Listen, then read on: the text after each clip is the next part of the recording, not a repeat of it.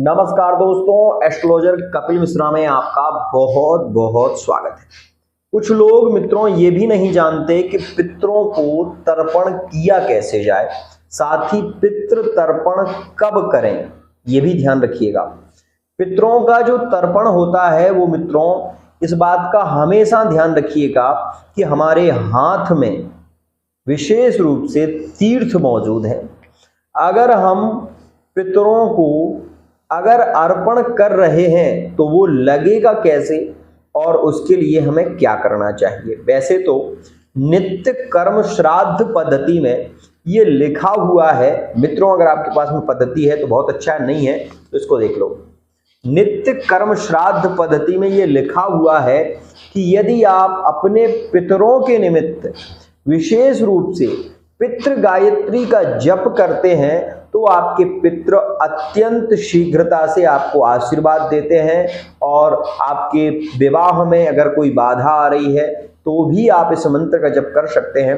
कोई बड़ा मंत्र नहीं है, ये उन लोगों के लिए है जिनके पितृ कुपित हैं, जिनके यहाँ पर बहुत समय से मित्रों विशेष रूप से किसी की अकाल मृत्यु हुई है और उसका संस्कार अच्छे तरीके से नहीं हुआ। मैं आपको बताना चाहूंगा कि आज के समय में मित्रों संस्कार के विषय में अधिकतर लोग नहीं जानते।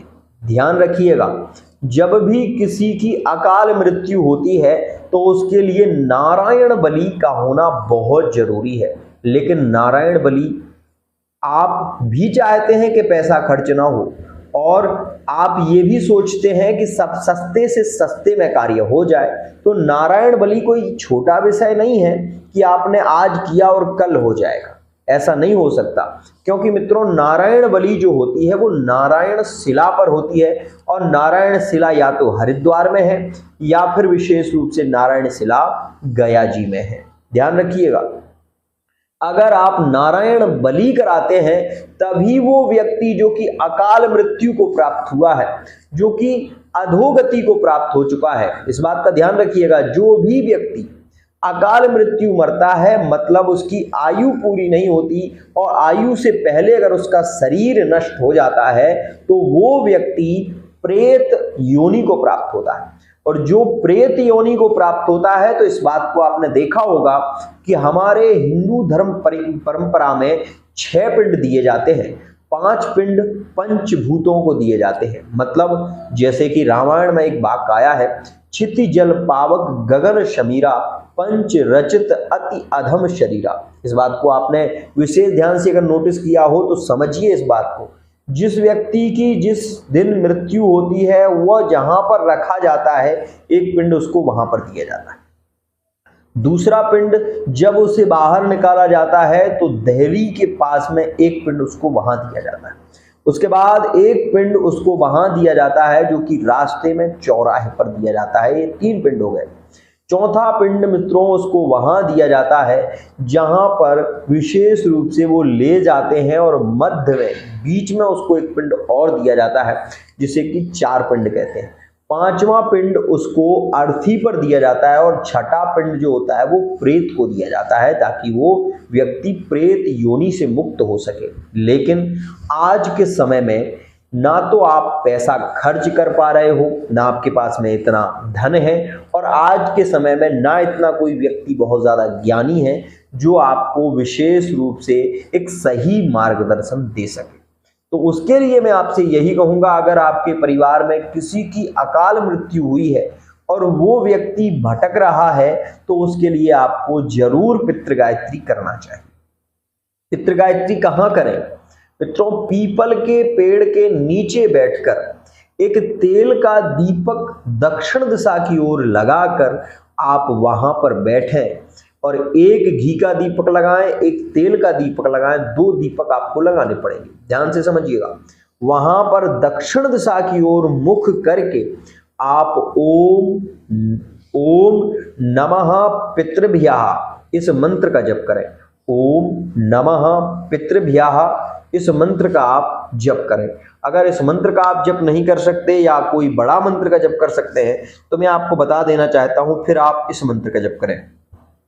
देवताभ्यः पितृभ्यश्च महायोगिभ्य एव च नमः स्वाहाय सुधायै नित्यमेव नमो नमः। इस मंत्र का यदि आप जप करते हैं, अब मन में ये विचार आ रहा होगा कि गुरु जी किस माला से करें, तो मैं आपको बताना चाहूंगा कि तुलसी की माला से जप करना चाहिए। अगर आप तुलसी की माला से इस मंत्र का जप करते हैं तो विश्वास मानिए आपके पितृ, आपके पूर्वज आपसे प्रसन्न होंगे और आपको आशीर्वाद देंगे और आपके रुके हुए कार्य अति शीघ्रता से पूरे होंगे। पितृ तीर्थ कहाँ पर है? जो लोग पितरों को जलांजलि देते हैं वो यही नहीं जानते कि पितृ तीर्थ कहाँ है। मित्रों, यह ब्रह्म तीर्थ होता है। अगर हम यहां से जल छोड़ते हैं तो ये ब्रह्म तीर्थ है और ब्रह्म तीर्थ से कभी भी जल पितरों को नहीं जाता, इस बात का ध्यान रखिएगा।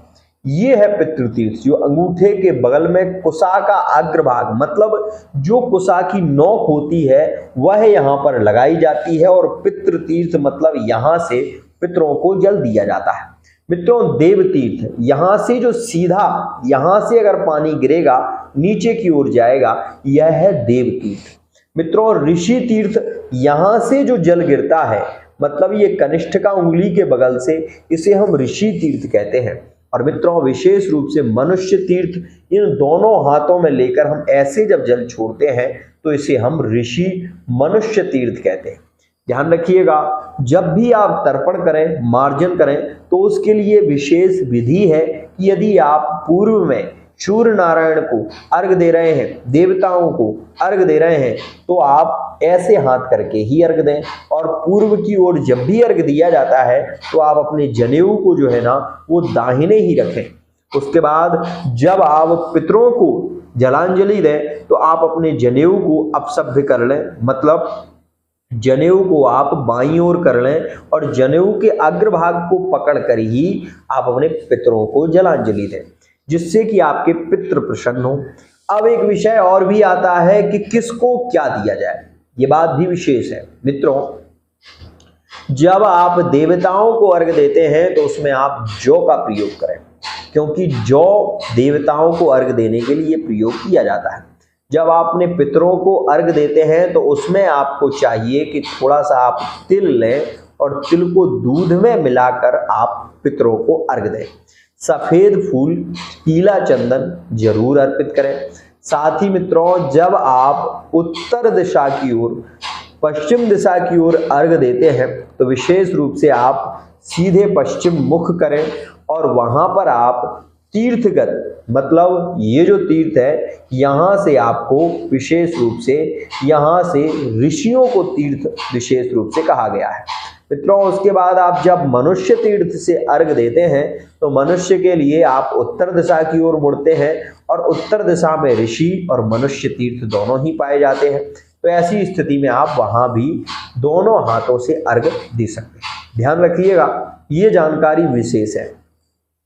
मित्रों, पितृभ्यः जो विशेष रूप से मंत्र है, पितृभ्या नमः, ये मंत्र पितरों के लिए प्रयोग किया जाता है। गीता का पाठ विशेष लाभकारी होता है। पंचवली, मध्यम षोडशी, उत्तम षोडशी और पार्वणी श्राद्ध, ये अगर आपकी सामर्थ्य हो तो जरूर करें। वैसे मैं कहना चाहूंगा, अगर श्राद्ध विधि से किया जाए तो पितृ 100% मुक्त हो जाते हैं और पितृ जब आशीर्वाद देते हैं तो घर में अपनी संतान से रिलेटेड प्रॉब्लम नहीं होती, परिवार में रोग नहीं बढ़ते, ऋण नहीं बढ़ता। इसलिए पितरों के निमित्त कार्य अवश्य ही करना चाहिए।